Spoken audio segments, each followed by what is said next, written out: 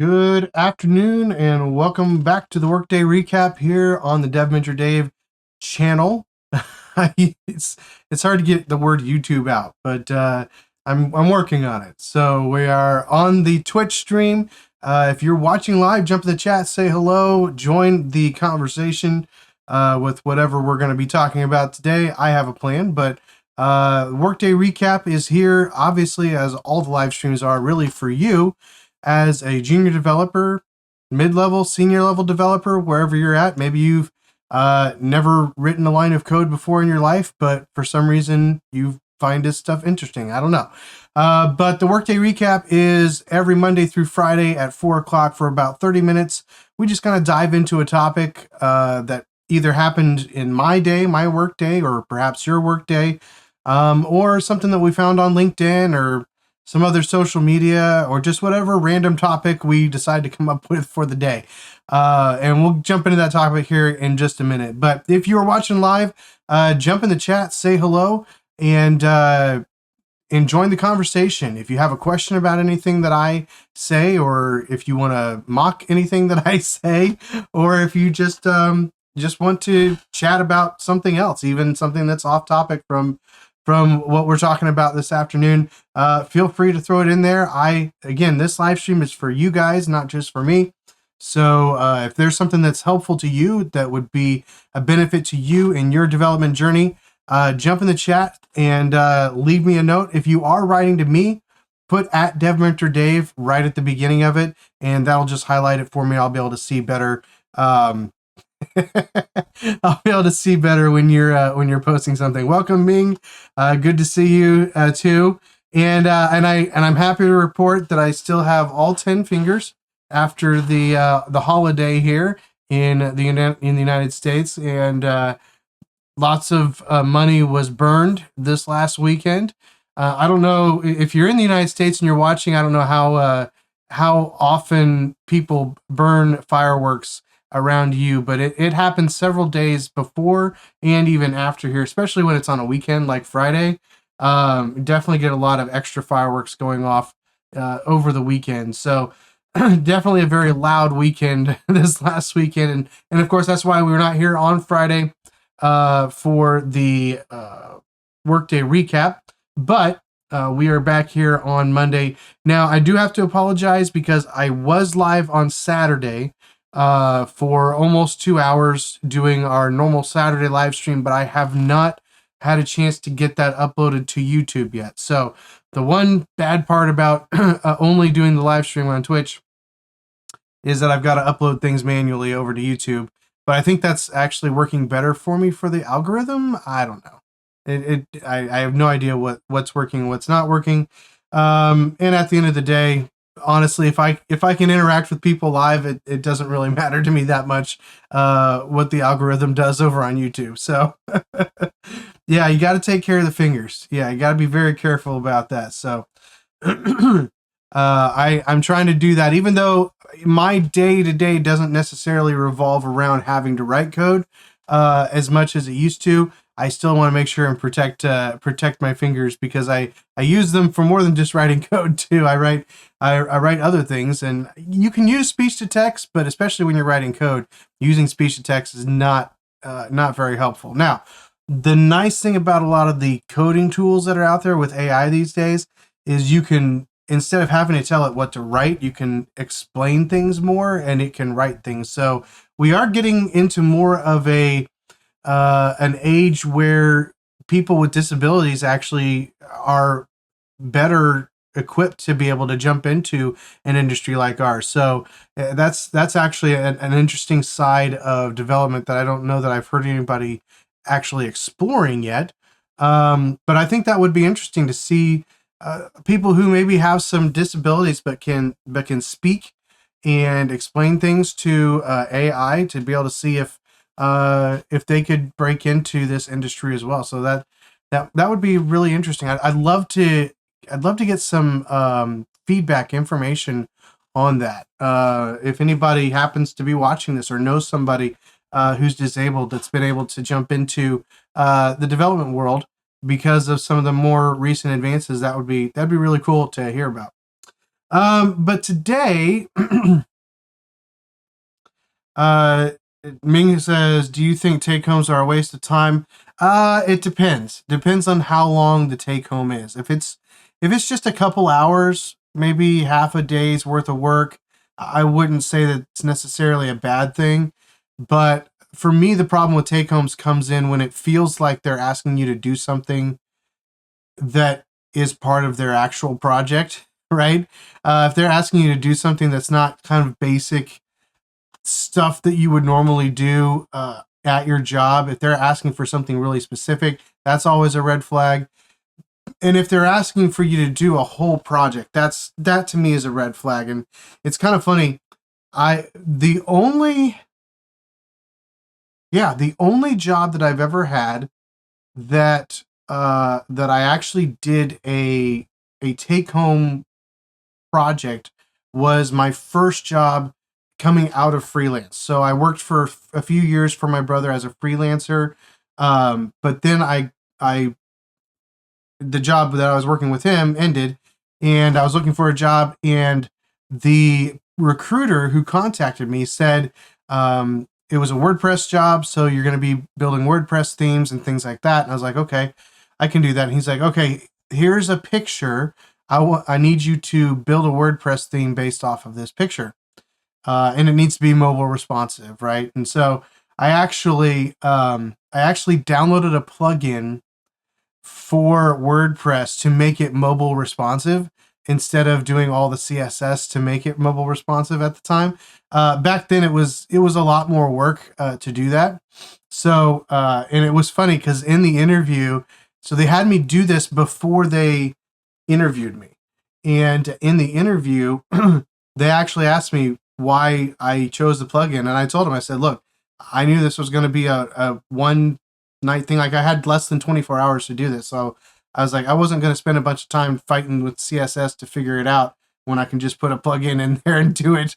And they were like, huh, okay. And I ended up getting that job. So, hey, you never know. If you're just honest about the reality of things, you never know how people are going to respond.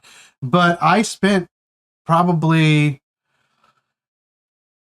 10 to 12 hours on that, and I put up a whole site, built the whole theme out outside of the mobile requirement there, and got it. I mean, it was pixel perfect, man.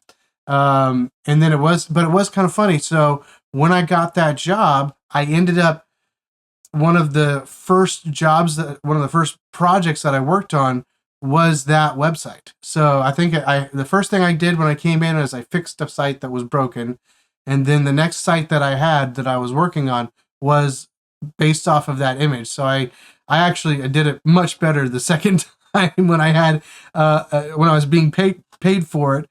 So it was a much better project at the end, but it was kind of funny that they weren't looking for free work, but they were using something that the person was going to do as the evaluation, which I thought was really interesting once I realized what had happened. So if I had known that, it would have been more of a red flag to me. Again, they weren't using it in the wrong way. It was just images that they had available because it was a project. Oh, excuse me, going on, and so they sent that over to me, and I did that. So I'm not saying that those are bad to do. I would limit it though. I would if they're asking you to do something that you know is going to take more than half a day. That's a lot of time to ask somebody to dedicate to something where there's no guarantee of remuneration. There's no guarantee necessarily of an interview. So a lot of it depends on the specific scenario that you're in when it comes to whether or not that take home is a waste of time. It also depends on, from an employer's perspective, like, is it a waste of time for what you're looking for? The only reason why I would send somebody a take home coding project is if I wasn't sure they knew what they were talking about. Because usually, if somebody can talk about what they've done, then I can usually tell how much they've worked with something, what they're familiar with, the issues that they've dealt with. You can pick up most of that through conversation. And honestly, I probably wouldn't do that with a senior level or a mid-level developer, because I'd be able to tell that they're not a mid or senior level developer based on how they talk about development. So I would really only do this for maybe a junior level developer. And even then, only if I really was uncomfortable um, with their ability to explain what they can do. And that's something that I think you should get good at as a junior developer, learning how to explain what you can do, what you have done, decisions that you've made, things like that. Being able to communicate that is really, really important, because it does alleviate a lot of those concerns for somebody who doesn't know if you know everything you need to know to do the job. And so that's the only time I would do that. I have actually done that once in my career, giving out an actual uh, take home project. But again, it was very simple. It was a very simple CRUD application with very few parameters. It was just really to understand if they knew the framework and they knew how to use the framework correctly. Um, and honestly, in this day and age, it's something that Claude could have kicked out in about 30 seconds. So it really wasn't difficult. I just needed to know if they either knew how to do it or knew how to learn how to do it very quickly. Because honestly, in development, you don't necessarily have to know everything, but you need to be able to learn things quickly. You need to be able to find out how to do something quickly, and be able to do that well, right? So you need to be able to know how to use your resources and use them well to be able to produce something. And at the end of the day, it didn't matter really where they got the code from, if they understood it and they could talk about it and they could show that they could produce it. And so I just don't think, because again, especially nowadays, you have that reality where people can just go onto Claude or ChatGPT or something like that and pump out a side project. It's really hard to determine whether or not that person knows what they're talking about, knows what they're doing. So a take home project to me is even less helpful today, because of all the tools that are out there to help somebody cheat, for lack of a better term. And again, I don't know that I would really consider it cheating. I would consider it using the tools that are available to you. If I can do something in half the time and do it just as well, why wouldn't I do that? Like, the client is not paying me to do things to do things hard. I can't think today. They're not paying me based on the difficulty of what I'm doing. They're paying me based on the final result, right? And so if I can use tools to help me be able to do that well and do it faster, that is going to make them happy, and it's going to make me happy, because I'll spend less time doing it and get paid the same amount. So it's not necessarily a bad thing for somebody to use the tools at their disposal, but if you're trying to understand their knowledge, that's not necessarily going to be a great approach from an employment standpoint, an employer standpoint. So yeah, I mean, it would be, it's at least suspect, right? It's at least suspect. It's not the best approach for evaluating. If you're evaluating knowledge, just ask harder questions. And if they don't know the answers to the questions, then they don't know the answers. And either you care about that, which I don't typically care about that. Again, if somebody knows how to find the answers, to me, when I'm looking for a developer, I'm looking for a problem solver. I'm looking for somebody who not only can solve the problem for the client, but who can solve their own problems too. Who can go to Claude or Google or GPT or Grok or something like that, and they can use the tools to find the right answers to solve their problems, to solve my problems, to solve the client's problems. That at the end of the day is the point. And if they can show that they're able to do that, and they're able to express their ability to know how to do that mostly on their own writing code, I just don't. People spend a lot of time trying to find the unicorn, and I think we just need to find people who are willing to work, and willing to work hard, and willing to do what is necessary to get the job done. that in the end, those typically tend to be the best employees. You can hire a rock star developer, but a rock star developer isn't always the best employee. So, you know, there's that. Yeah, exactly, Dan. The hard thing is when you hire someone and find out in the first month they can't really do the job. And again, for me, that's why the verbal discussion is so key. Being able to have being able to describe things that you have built. Not just describe things that your team has built, but describe things that you personally have built. Um, to be able to explain why you chose a framework over another framework, to be able to explain why you chose to build a specific feature the way that you did, um, to explain how you dealt with bugs, how you dealt with struggles in the process, things that maybe if you can tell me about something that you ran into and you couldn't figure out a problem, and so you went a different direction, you found a way to circumvent that problem. Like those are the things that to me tell me so much more than if you can tell me textbook information about TypeScript. I don't know textbook information about TypeScript, so it's not going to matter to me whether you do or not. What's going to matter to me is, have you used code to build something? Can you explain what that is like? Because I know what it's like to build a real project, and I can hear whether you know what it's like to build a real project or not as well. And if it sounds like something that you are have memorized, maybe you've got somebody else who's giving you information, like there are ways to deal with that. I'll just ask more questions until I get to a point where you don't have an answer because you didn't actually do it, right? So you can usually tell if somebody's being honest around things like this. So they'll be very vague, they'll be very high level in their information. I think I've told the story before in other live streams or in other videos about a gal that we interviewed years ago around Angular, and her resume had Angular all over it.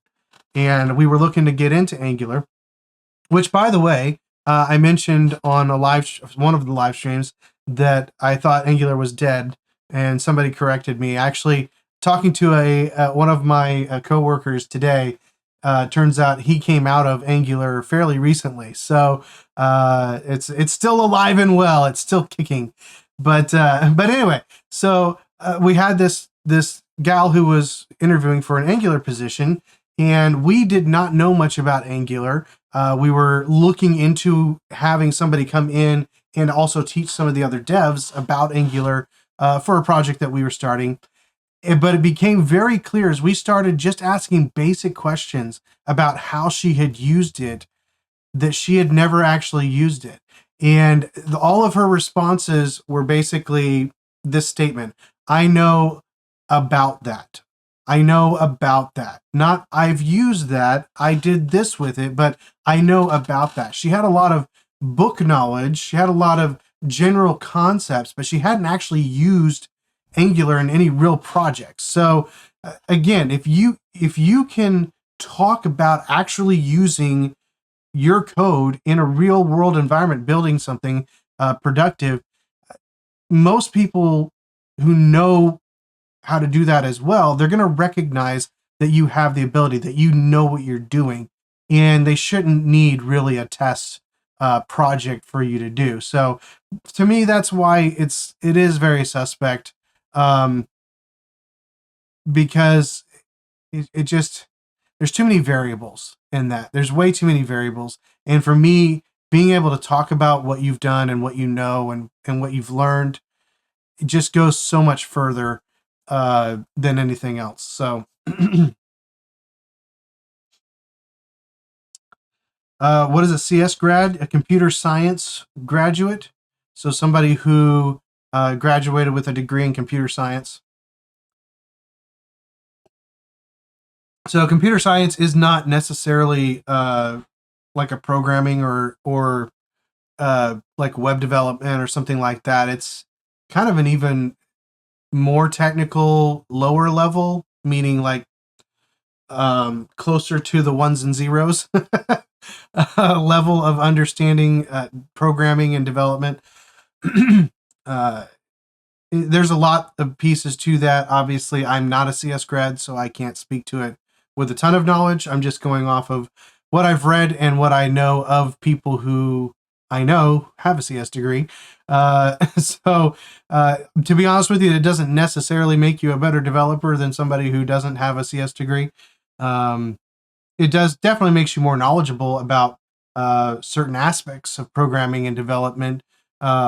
But it doesn't necessarily mean you'll be a better developer. So, but that's what CS stands for, is computer science. And there's lots of different avenues you could go into from a career standpoint with something like that. So, all right. Well, we've already gone 20 minutes and we didn't even jump into our topic yet. Oh my, you got rejected because you didn't have a CS degree for a junior role? What was the junior role for? Was it just web design? Web application development? Because if that's the case, that's just silly. But I do know there are certain areas of the world where if you don't have a college degree, you're not going to be accepted. So um, that's unfortunately just the reality. Just front end web, man. That's just was that here in the United States, man? Because that just blows my mind. Most of the companies that I know of here in the United States, you don't need a computer science degree to get a job, especially as a junior developer. When you're that's frustrating. But again, I know like other countries. I think the UK is one of them, or at least people that I've talked to from the UK have talked about this as an issue. Um, if you don't have a yeah, yeah, if you don't have a CS degree or some sort of college degree, it's a big knock against you. So that's discouraging. That stinks, Ming. Aren't you in the U.S. though? I thought you were in the U.S. now, or was that just a visit? You had to come over here so you could see the fireworks. Or maybe I'm thinking of somebody else. I don't know. By the way, welcome, Dan. I read your note, but I didn't say hello. Excuse me. Well, I had a topic that I was going to go over today, but we've only got like 7 minutes left for our workday recap. So I think I'll save that for tomorrow. Since we kind of got off on a tangent there about doing the take home work from interviews. Did they reject you after you did the take home work? Ming, let me know. By the way, if you're watching live, jump in the chat, say hello. Let us know where you're watching from. If you've got a question, we've kind of jumped off of our topic today, so we're just answering questions and talking. We're just hanging out. It's a hangout Monday, which actually is kind of nice because Mondays are long days for me. I've got meetings all day long, so that's not nearly as fun as some of the other days.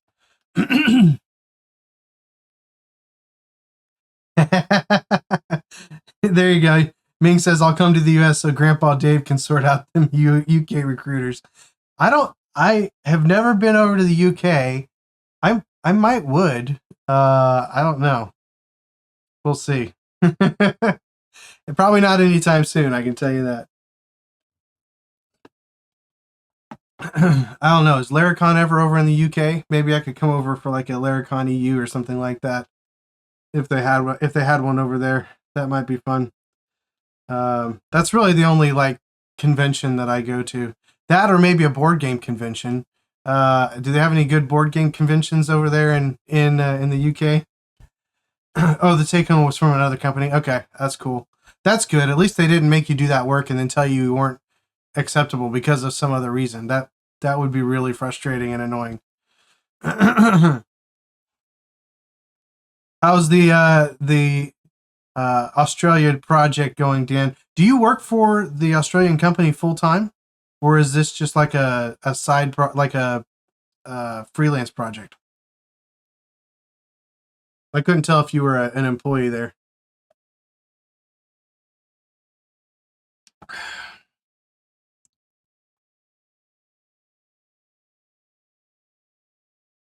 It's kind of funny watching the Twitch stream.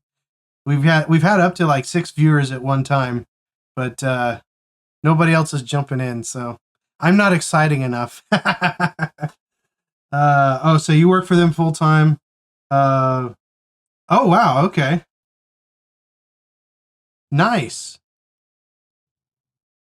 That's really nice. So you were there for 14 and a half years, and you moved to the U.S. So you were working for them there already, and then when you moved out, they let you keep working. That's awesome. That does not always happen. In fact, I one of the companies that I used to work for, I stay in touch with the guy that I interviewed to take over for me when I left, and he recently got let go because they moved out of the country. I forget where, somewhere in South America, I think. Um, they moved out of the country, and they were like, nope, we can't. And there's what they do. It doesn't have any like national security concerns or anything like that. But they were not willing to deal with you know pay differences and structures and foreign banks and things like that. So it's really cool that they let you do that. So that's awesome.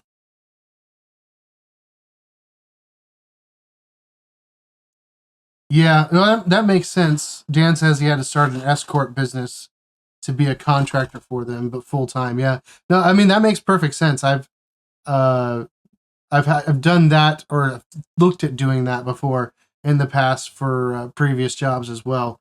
So yeah, sometimes you have because they have to actually interact with a corporation, with a company, and not just you. It's probably easier for them from a tax standpoint. They don't have to worry about all that reporting and stuff. That makes sense. Oh, nice, Ming. They actually paid you for doing the take home. That now that does raise the bar, right? So if a company is willing to pay you for your time to do, or just pay you to do the project, that's a lot less suspect. That tells me that they're doing it for a more logical reason. They have a purpose for it in their process, and so that's actually good. I'm glad to hear that. If they're compensating you for spending the time on that project, that means that it's more important to them. And while it may not work for me, I may not find value in it. They obviously do, especially if they're going to pay you to do it. So that's really good to hear. I'm glad to hear that even though one company got rid of you or wouldn't let you continue because you didn't have a CS degree, at least this company is paying you to build what you're building. How big is the project that you have to build on the side, Ming? Because if it's just a little thing, I can't imagine they're going to pay you very much. But sometimes if they're going to pay you, they want you to put some substantial effort into it too. So that is one thing to keep in mind as well. If they give you a project like the one I had, they didn't pay me anything for it. I worked my rear end off for that because I really wanted to be a developer, and this was the only opportunity on my plate at the time. So I did everything I could to get that thing done and send it over to the recruiter. Um, and even the recruiter was surprised at how fast I got it done. Uh, so I got it sent over, and I got an interview. I sent it to him, and I got an interview from set up that same day. Once I got it sent over to him, so and then I was interviewed, and then I got a job. Pretty much, they sent me the offer pretty much the same day that I interviewed for the job, if I remember correctly. Um, I think it was a Friday, and I accepted it on a Monday, if I remember correctly. But yeah, that I definitely didn't get paid for that, but thankfully it was a very quick process, so it wasn't as big of a deal. I would assume they've got a fairly lengthy process that they're going through if they're giving you something substantial enough that they're willing to pay you for your time, or they're just a decent company. who's willing to pay you for for your time. So that's cool. All right. Well, I'm going to change the title of this here while we're on here. Instead of what we were talking about, let's see. Uh, take home projects. Take home interview projects. There we go. Done. We've updated the stream title. I don't know if that will matter later on. I'm not sure. I'm still learning a lot of stuff with Twitch, so I'm not 100% sure how all that works, but yeah. Yeah, exactly, Dan. Dan says things need to get back to that kind of process. Going through 6+ interviewing steps is ridiculous. I completely agree. Our company, we do a phone screen, we do and we decide if we want to move forward from there. Then we do a technical interview, and that'll be with at least one of our directors, if not more, depending on what we're hiring for and other factors. So we'll do and that'll typically be like a video call interview. Unless they're local, then we'll do it in person if they're available. And then that's it. We make a decision at that point, because it's not. We typically know what we're looking for, and it's not fair to somebody else to put them through a bunch of um, processes that are not necessary. And we usually are pretty good. I've had a couple of people that I've interviewed and we've hired that didn't pan out, but both of them were not bad hires. They just have different situations that they ended up leaving for, and I think they did a good job while they were there. So I don't have any complaints other than the fact that we didn't get to keep them. but but yeah, I mean, there's just no reason to go through a long process. If you have a long process for hiring, it means you probably either don't know what you're doing or you don't have the right people involved in the process early on. So, it's ridiculous. It's just dumb. Dan says, I'm not sure any of those steps truly improve the selection process any more than a 45-minute conversation. No. And honestly, I don't know. So my wife used to be a recruiter for a big company here in Kansas City years ago. And my understanding from her, and I might not remember this correctly, but my understanding is that technically, legally, you weren't supposed to interview multiple people and compare them to each other. Legally, you're supposed to interview someone and make a decision on them, just them, whether or not they meet the criteria for what you're hiring for. So, I mean, does anybody actually do that correctly? Probably not. But I think whether that's a law or not, I think it's a good practice. Like if you're interviewing somebody and you don't think they're a good fit, don't just hire them because you don't have somebody else in the pipeline, right? If you're interviewing someone and they are a good fit, but you've got 3 other interviews and you want to see them first, I mean, I understand that feeling, but like that's not really that fair to the person that you're interviewing, right? Like you should be evaluating them based on them. And I feel like we generally do that pretty well. We don't typically have conversations comparing one person to another. At least not during the actual decision making process. But you have to make a decision on somebody based on how they fit what you're looking for, not how they fit compared to somebody else. So, and I think a lot of those processes are in place for those longer interview processes to give them time to do something like that. And I think that's one of the reasons why they do that. So, let's see. Yeah, you're right. Dan says that definitely doesn't happen in reality. Ming says they need to stop all these coding tests and take homes as about our experience. Ask us about our experience and projects. That's much more realistic. Yeah, because again, at the end of the day, you should be able to explain what you've done, and if you can't, then you need to do more so you can explain what you've done. So Anyway, great conversation, guys. Good to see both of you here today. If you are watching later on YouTube, when I finally get this uploaded, then leave a comment if you have a question. I'd be happy to answer it. If you just want to leave a comment and join the discussion there in the comment section, please do. I love seeing people comment on videos. And just as a reminder, I will have the Saturday's live stream uploaded to YouTube here probably this evening as well. I just didn't get time between the live stream and now, really, to have time to do that. So apologize for the delay on that. If you're watching on YouTube and we're looking for that, it'll be up here shortly, probably before this one gets on, but roughly around the same time, I would imagine. So anyway, thanks guys for jumping in. It's been a good discussion, not the discussion that I was planning on having, but that's okay, because honestly, again, that's the point. This is for you guys to interact with the topics that are interesting to you, that are important to you, that are impacting your life right now, especially current day, Workday recap, right? Something that's happened in your day. Feel free to throw that into the comments so we can talk about it on another Workday recap, or feel free to jump in live and just ask a question like Ming did this afternoon, and I will happily shuffle the plans that I had off to another day and jump into whatever conversation you guys are interested in. So have a great afternoon, my afternoon, whatever it is for you, wherever you are.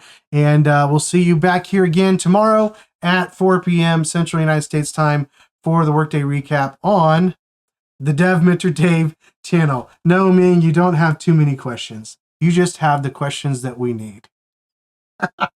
And with that, I bid you adieu.